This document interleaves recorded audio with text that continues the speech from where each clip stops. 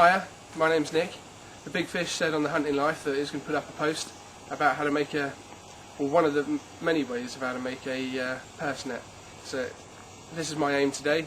I'm going to try and help you make a purse net for those people who don't know already. Right. We're looking at different bits that you're going to need for making a purse net. So you've got your board, 2 inches or 2 1/4 inches, depending on what your preference is. You've got your needle to help you thread your twine on. A ring that you're going to use to put your purse net onto. This is a bit different to a ring, it's a slider. If you're going to use a slider, then you're going to need a different securing technique, but I'll show you about that later. Okie doke. We'll start off first of all with the different twines. Here we've got some special twine that only myself and the Big Fish can get. Absolutely top secret, and there's no one else in the UK who can get this stuff. Very special stuff. And here we've got some traditional hemp. I like to use these two materials because they're non-slip, unlike the shiny nylon. It's good to work with, and unfortunately it takes a toll on your hands. We've got the pin or the needle, and we're going to load it up with our Super Ninja secret twine. Okay, what you want to do is have your twine hanging from a needle above you, okay, and have the twine coming down from the back, so it freely flows like so.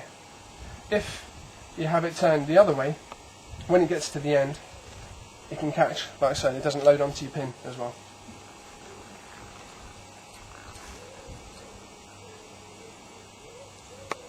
Okay, just going to get the end, wrap it round a couple of times. Okay, and then we're just going to go down, twist, up over the top, down, like so.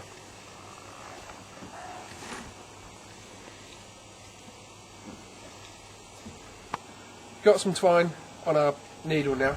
You don't want to overfill it first time because you've got to get this through this and round your board when you start your net. So only do it about half full, and it will help your dexterity when you start making off your net. Now, because this is our super strong secret twine, there's only one thing that will cut this, and it's this.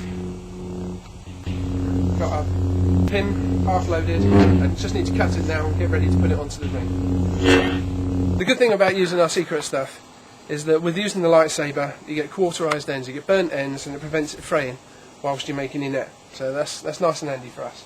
I'm going to move over to the ring now. It's important that your ring is secured nice and tightly to something. Right? Pull down on it, because that's how you get your tension when you're making your net. If you're trying to hold this in your hand and making the net at the same time, you're not going to be able to have the tension to be able to make the net. So first of all, we need to get the twine and then attach it to the ring. I like to use a round turn and 2½ inches. Nice and simple.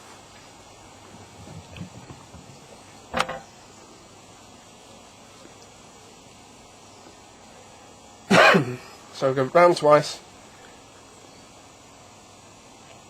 ½ hitch,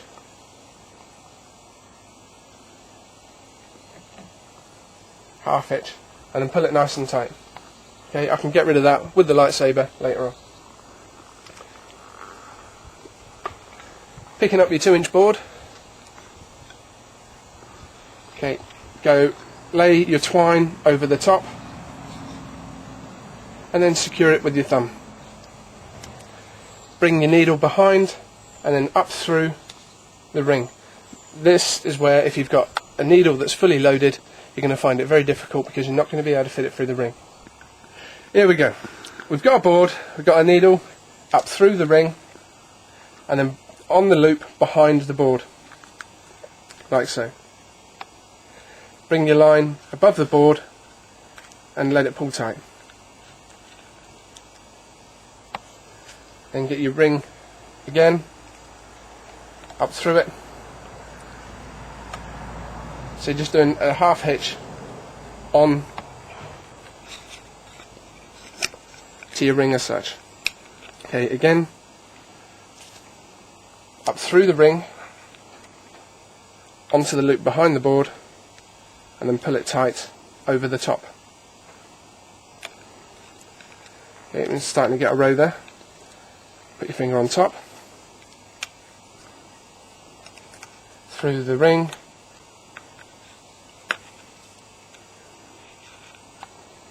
nice and tight, always pulling it down, keep your tension. So again, finger on top, through the ring, through the loop underneath, and then pull it tight over the top of the board. Your finger on top, keeps the tension, through the ring, and then through your loop.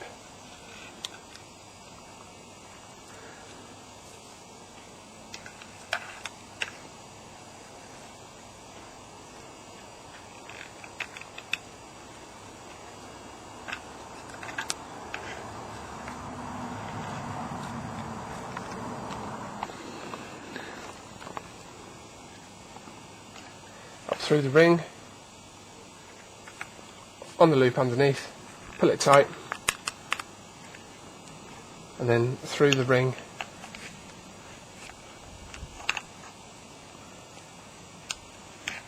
and then through your loop.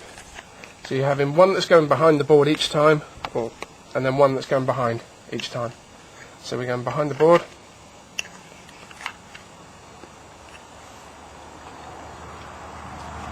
pull it tight, and then knot behind the board. Right, I'm on the last knot now.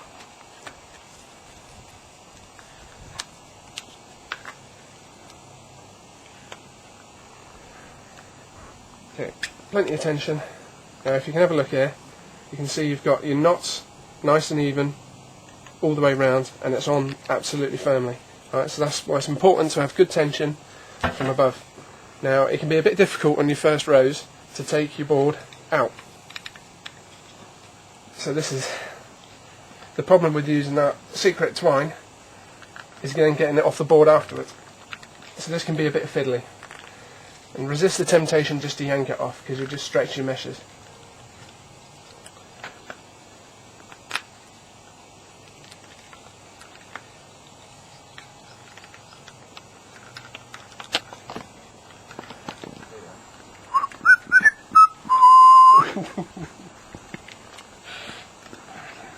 Tight is as tight does. Okay, here we are at the end. I'm just going to slide it off the end of our board.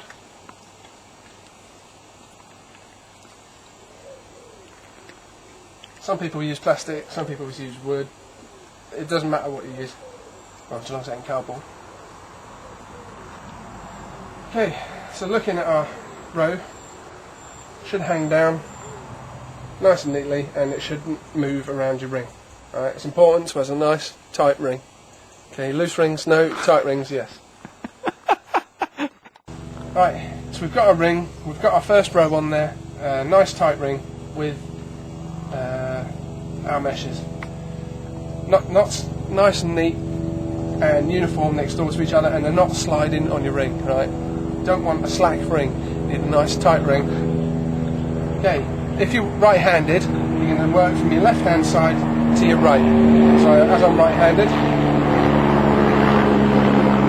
try and identify your first mesh, your needle through it without dragging any others in, and then pull down onto the board. Okay, it's that action that gives you your correct size. Lock it off with your finger and do a loop over your wrist. We're going to double knot this through around the 2, and then around the 1 through the middle of the 2. I'll explain it in a bit more detail in a second. And then pull it tight underneath your finger, and there you go, that's the beginning of your 2-inch mesh. Okay, so your needle through your loop behind and underneath, and then pull it down over the top. Trap it off with your finger, and you see you've got the 2 lines here. Do your loop over your wrist, behind the 2, and then through the middle of the two.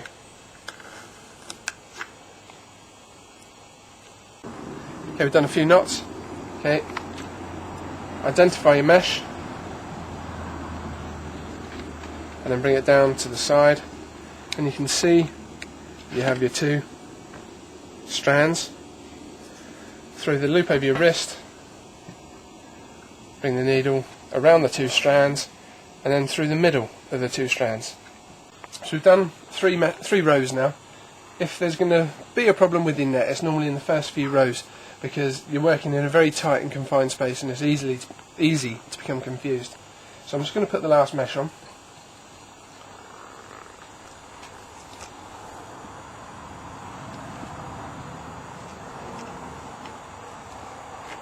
Right, okay, looking at the needle, I can see that I haven't got enough to do another row again, and I hate having a join in the middle of the net, because a join is the weakest point of any two objects. So I like to have my joins on the outside of the net, because a rabbit's never going to hit there, it's always going to go through the middle. Again, I've got to cut this, and I'm going to reload it, and then we'll show you how to join the mesh together, two ends of the mesh together. Standing back from the shed, making sure I don't burn myself. Cut the twine. I've got to empty this now and then reload it from my twine that's on the side. Right, so we've come off the end of our row and we need to attach this line now to this line. Okay, so we've taken our two lengths of twine, both cauterized at the end using the lightsaber. We found that purple works best on this. The orange and the red ones just weren't sealing the ends of the secret twine well enough. Okay, so we're going to get our twine and loop it around, and it's just a simple overhand knot. Okay, just a simple overhand knot, and then try and slide it as far up to the top knot as possible. Okay, I'm just going to pull it tight. Okay, and then slide up a bit further. And then with the longer mesh that's coming off the row, do exactly the same.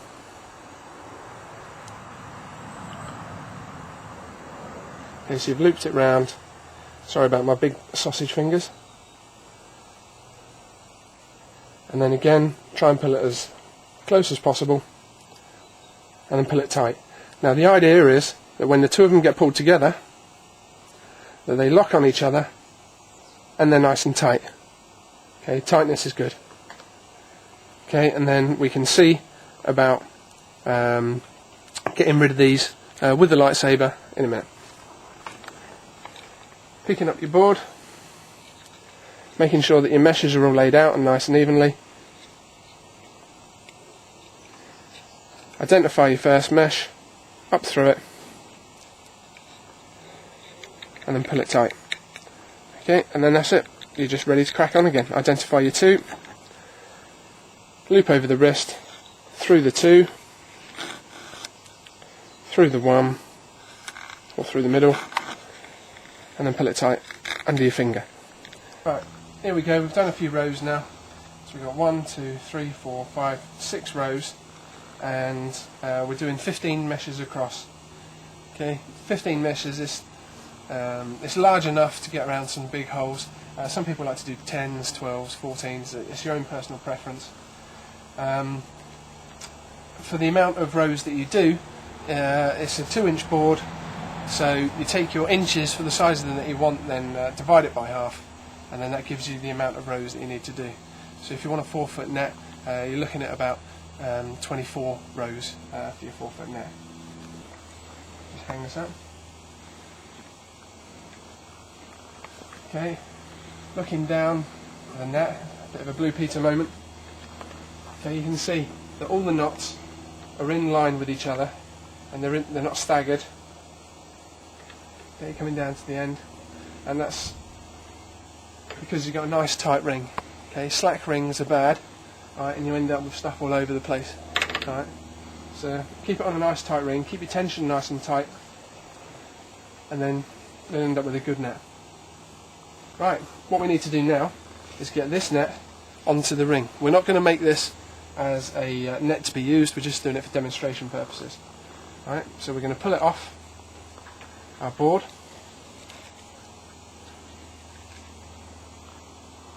Okay, and you're seeing it's starting to hang well, like a proper net should. So this is going to take place, our ring is going to take place of the board on this occasion. Okay, so we're going to do exactly the same. Through the ring, up, onto the knot, and then pull it tight. Okay, so there we are, nice and tight. Alright, this is the ring is taking place of the board. Okay, so I'm holding it, I'm going to loop it over the wrist, and then again you can see your 2, so around your 2, and then onto your 1, through the middle, and then you pull it nice and tight onto your ring, like so. Okay, we've seen how to tie it off onto the ring. Okay, keeping it nice and tight. You just need to keep on repeating this action. Okay, so you go through the ring, through the mesh, and then pull it tight. Hold your thumb on the twine. Okay, do the loop over the wrist, through the 2 of the mesh, and then again through the middle. Pulling it nice and tight,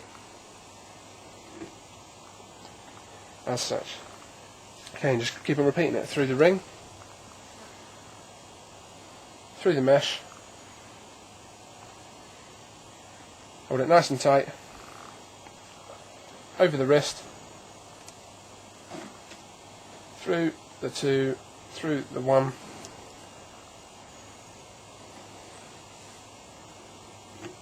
and then pull it tight.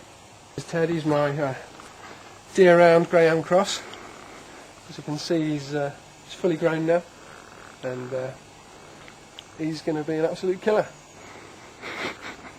Got the last mesh left, so again through the ring, through the mesh, hold it nice and tight, off the wrist, through the 2, through the middle, and then pull it nice and tight. Okay, so looking at the pattern of the knots, okay, it's all nice and tight. Okay, the uniform, nice tight ring, no slackness there. Right, looking at our tight ring again, we've got the end of the line. Okay, we just want to make sure that this isn't going to fray.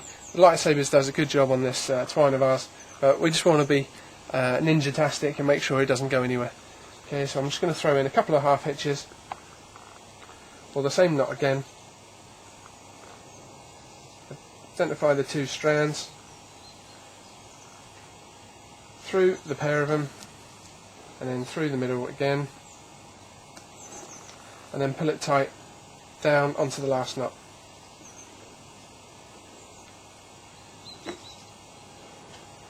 There we go. Alright, so I know that if it does fray, it's got to go round the knot first of all before it even gets to my tight ring. Alright, so hopefully it'll prevent any slackness in my ring for quite some time. Okay, then we're going to get the lightsaber and just cut the loose ends off, and I'll show you how to fit a running line to the one that we've done previously. This one here. We'll connect a running line to this, and that's pretty much our person it done. Just to make sure that we can cut through our material, and we're going to finish the net off. Okay, so we want to stretch the outer edge of the net up so we can see it, it's not twisted around anything. And then we use this is a nylon, okay, and it's double the length of the net, and you want a bit extra for your peg and to wrap it around your net when you want to stick it away in your pocket or your bag. Okay, it's dead simple, just get hold of one end, okay, and then just follow the same pattern all the way around. Go underneath, your outer loop,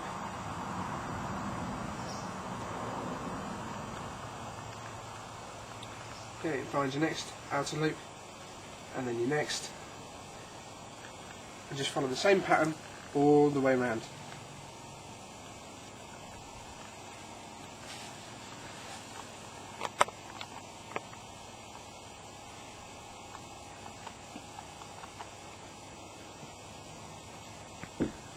That's it.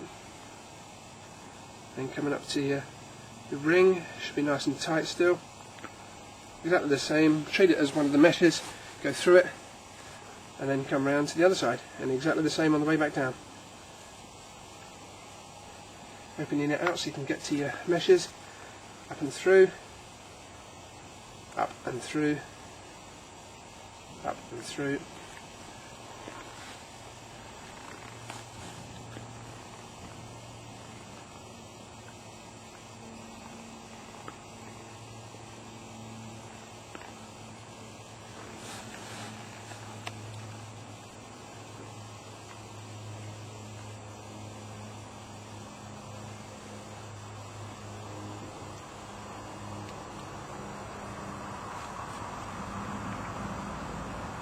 Okay. And there we go, you should have your running line on to your net as such. Right, got a peg here. Loads of different materials can be used as pegs. These ones have been painted yellow so they can help us see the nets. We've got a lot of brambles and scrub around our way, and the nets seem to get lost very easily, so anything that helps us find the peg is a good thing. So I'm just going to tie a knot just a bit down from the bottom of the net. Okay, now many different ways to secure these. You can tie them on like so it's permanently attached, or I like to do it so that if the peg becomes damaged or warped or snapped or anything like that, I can just take it straight off. So it's free on that section there, and then just loop it back on itself like so, and then if this does get snapped, all I have to do is get in a knot, is undo it, and then to be able to pull it straight out.